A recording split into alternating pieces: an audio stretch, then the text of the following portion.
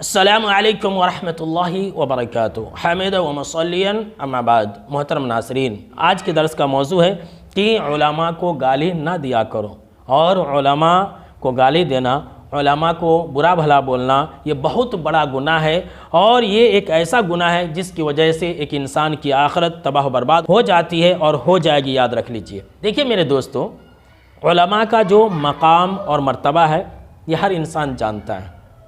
آج یہ علماء ہمارے درمیان میں موجود ہیں تو لوگوں کا ایمان باقی ہے۔ سن لیجئے، لوگ مسلمان ہیں، اگر یہ علماء نہ رہے تو لوگ کافر ہو جائیں گے۔ لوگ علماء سے فائدہ اٹھاتے ہیں، علماء سے دین کے مسئلے پوچھتے ہیں، علماء سے دعا بھی کرا لیتے ہیں، علماء سے ہر چیز کرا لیتے ہیں، جنازہ بھی پڑھا لیتے ہیں، بیٹی کا نکاح بھی پڑھا لیتے ہیں، لیکن علماء کو گالیاں دیتے ہیں۔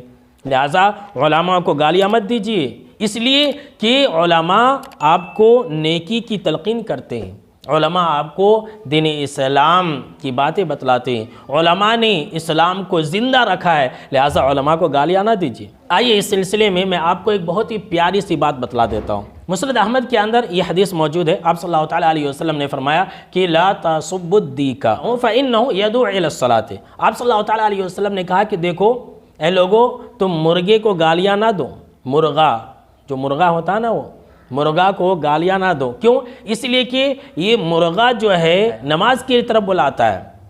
اور ایک اور دوسری حدیث ہے جس کے اندر اس بات کا ذکر ہے کہ آپ صلی اللہ تعالیٰ علیہ وسلم نے مرغے کو گالی دینے سے منع کیا اور کہا کہ تم مرغے کو گالی نہ دو، اس لیے کہ مرغا نماز کے لیے لوگوں کو اٹھاتا ہے۔ صبح سویرے 4 بجے 5 بجے آپ نے دیکھا ہوگا کہ مرغا بانگ دیتا ہے۔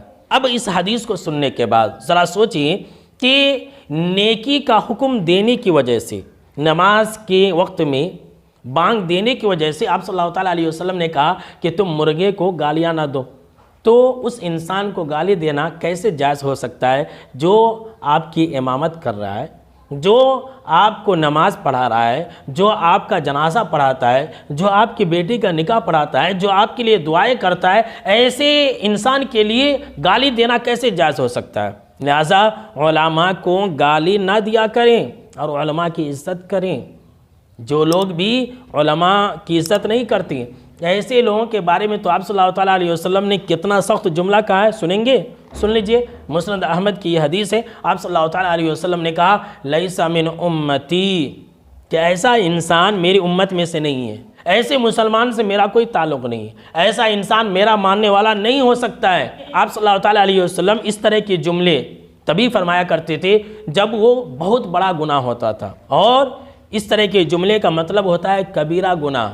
کیا کہا آپ صلی اللہ تعالیٰ علیہ وسلم نے کہ ایسا انسان میری امت میں سے نہیں ہے جو انسان بڑوں کی عزت نہ کرے، جو انسان چھوٹوں پر ترس نہ کھائے، اور آخر میں آپ صلی اللہ تعالیٰ علیہ وسلم نے فرمایا کہ وَيَعْرِفْ لِعَالِمِنَا حَقَّهُ، اور ایسا انسان میری امت میں سے نہیں ہے جو علماء کے حق کو نہ جانے، جو علماء کے حق کو نہ پہچانے، جو علماء کی عزت نہ کرے، جو علماء کی توقیر نہ کرے، ایسے لوگ میری امت میں سے نہیں ہیں۔ کتنا سخت جملہ ہے، ذرا سن لیجئے آپ۔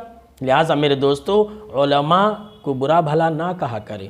ایسے ہی آج کل فتنوں کا دور ہے، لوگ قرآن اور حدیث کا علم سیکھنا نہیں چاہ رہے ہیں، لوگ امامت اور خطابت کو چھوڑ کر کے دوسری چیزوں کے اندر چلے جا رہے ہیں۔ اسی عوام کی وجہ سے کتنے ایسے اہل علم ہیں جنہوں نے مجھ سے خود کہا کہ ارے مولانا یہ عوام گالیاں دیتی ہے، اس لیے میں نے امامت اور خطابت کو چھوڑ دیا اور اب میں تجارت کر رہا ہوں اور الحمدللہ میں خوش ہوں۔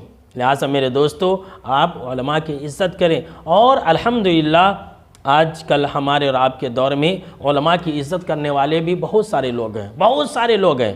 میں نے خود دیکھا ہے، جانا ہے، پہچانا ہے کہ الحمدللہ علماء کی عزت کرنے والے، علماء کی قدر کرنے والے بہت سارے لوگ ہیں، اپنی جان لٹا دیتے ہیں، علماء سے دلی محبت کرتے ہیں، علماء کی مدد بھی کرتے رہتے ہیں۔ زیادہ تر ایسے لوگ ہیں، لیکن کچھ لوگ ایسے بھی ہیں جو علماء کو ستاتے ہیں، جو علماء کو گالیاں دیتے ہیں۔ تو ایسے لوگوں کا دین کیا ہے اور ایسے لوگوں کی کیا حیثیت ہے، وہ ذرا سوچ لیں۔